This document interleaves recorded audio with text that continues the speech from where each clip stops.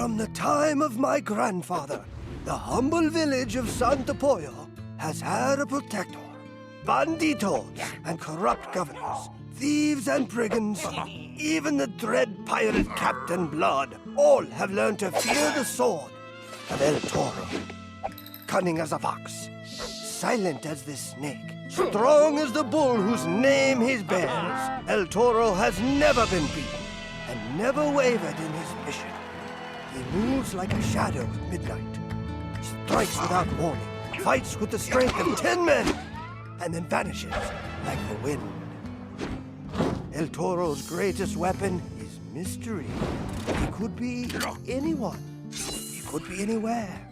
No one knows what lies beneath El Toro's mask. How can you fight what you cannot see? Sadly, Santo Pollo still needs El Toro. Santa Rana's endless taxes sap the strength of our people. The banditos run riots in our streets, or the Froggerales do nothing. I fear a storm is coming, and even El Toro will be hard-pressed to endure it.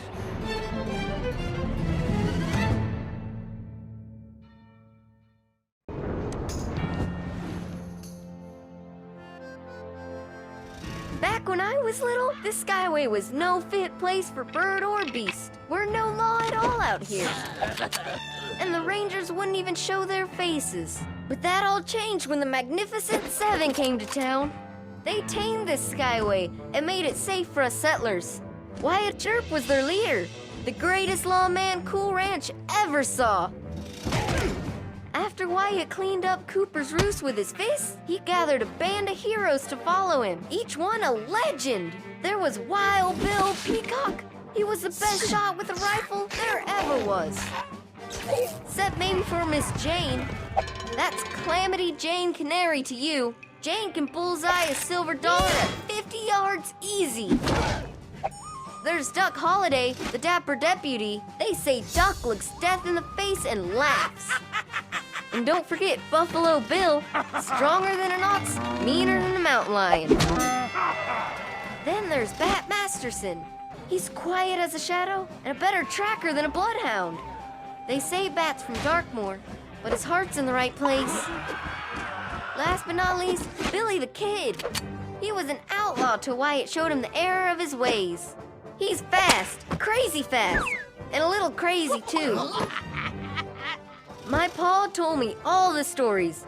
How the Seven beat Guacamole and the Red Mole Gang, shot Saguaro Slint, caught Sam Bass, and rounded up all the Waltons. Nobody could stop them. The Seven tamed the Savage Skyways for years, but then they went their separate ways. I guess some of them didn't get along. But now, Tumbleweed's been taken over by the Wild Bunch. They're bad, bad folks, but I bet the Seven could whoop them without breaking a sweat.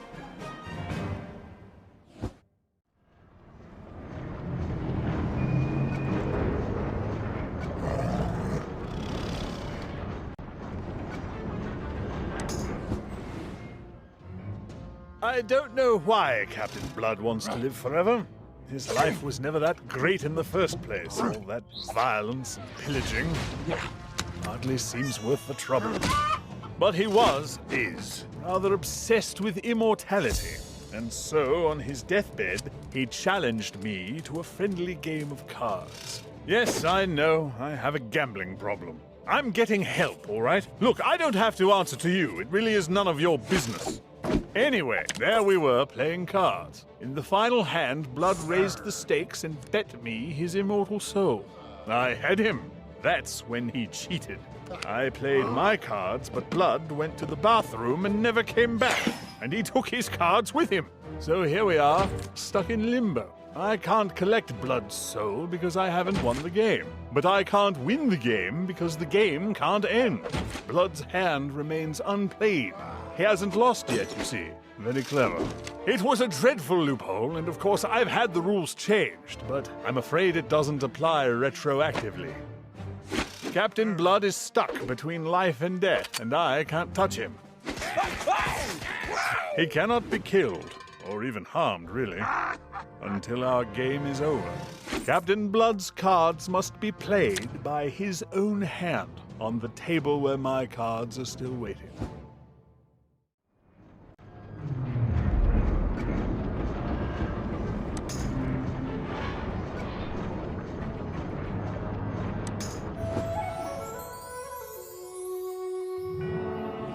The great birds came to our skies from back east to make a new life here.